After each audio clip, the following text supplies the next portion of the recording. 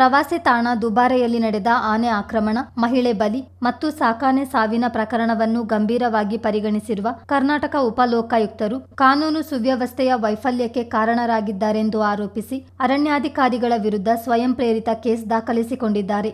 ಲೋಕಾಯುಕ್ತರ ಈ ನಿರ್ಧಾರ ಅರಣ್ಯ ಇಲಾಖೆಯ ದಿವ್ಯ ನಿರ್ಲಕ್ಷ್ಯದ ವಿರುದ್ಧ ಜನಸಾಮಾನ್ಯರಿಗಿದ್ದ ಆಕ್ರೋಶಕ್ಕೆ ಪುಷ್ಟಿ ನೀಡಿದಂತಾಗಿದೆ. ಕರ್ನಾಟಕ ಲೋಕಾಯುಕ್ತ ಕಾಯ್ದೆ 1984 ಕಲಂ 7(2) ಮತ್ತು ಕಲಂ 9(3)(b) ಅಡಿಯಲ್ಲಿ ಕರ್ನಾಟಕ ಉಪಲೋಕಾಯುಕ್ತರಾದ ನ್ಯಾಯಮೂರ್ತಿ KN ಫಣೀಂದ್ರ ಅವರು ಮಾಡಿರುವ ಆದೇಶದಲ್ಲಿ ಸೋಮವಾರಪೇಟೆ ಉಪವಿಭಾಗದ ಸಹಾಯಕ ಅರಣ್ಯ ಸಂರಕ್ಷಣಾಧಿಕಾರಿ AA ಗೋಪಾಲ್ ಮತ್ತು ಕುಶಲನಗರ ವಲಯದ ರೇಂಜ್ ಅಧಿಕಾರಿ ರಕ್ಷಿತ್ ಅವರನ್ನು ಎದುರುದಾರರಾಗಿ ಪರಿಗಣಿಸಲು ಸೂಚಿಸಿ ಸುಮೋಟೋ ಕೇಸ್ ದಾಖಲಿಸಿಕೊಂಡಿದ್ದಾರೆ. ಮೇ 19 ಕನ್ನಡ ದಿನಪತ್ರಿಕೆಗಳಲ್ಲಿ ಪ್ರಕಟವಾದ ದುಬಾರೆ ದುರಂತದ ಸುದ್ದಿಗಳನ್ನು ಉಲ್ಲೇಖಿಸಿರುವ ಉಪಲೋಕಾಯುಕ್ತರು ಕೋರ್ಟ್ ತೀರ್ಪುಗಳನ್ನು ಉಲ್ಲೇಖಿಸಿದ್ದಾರೆ. ಪ್ರವಾಸಿ ತಾಣದಲ್ಲಿ ಯಾವುದೇ ಸುರಕ್ಷತಾ ಕ್ರಮಗಳನ್ನು ಸಹ ತೆಗೆದುಕೊಳ್ಳದಿರುವುದು ಮತ್ತು ಈ ಬಗ್ಗೆ ಯಾವುದೇ ಪ್ರವಾಸಿ ಮಾರ್ಗಸೂಚಿ ಇಲ್ಲದಿರುವುದು ಘಟನೆಗೆ ಕಾರಣವಾಗಿರಬಹುದು ಎಂದು ಉಪಲೋಕಾಯುಕ್ತರು ಹೇಳಿದ್ದಾರೆ. ಸಂಬಂಧಪಟ್ಟ ಅಧಿಕಾರಿಗಳ ನಿಷ್ಕ್ರಿಯತೆ, ವೈಫಲ್ಯಗಳೇ ಮಹಿಳೆ ಸಾವಿಗೆ ಕಾರಣ.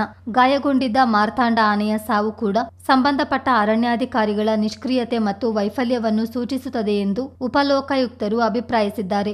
ಚಿತ್ತಾರ ನ್ಯೂಸ್, ಮಡಿಕೇರಿ.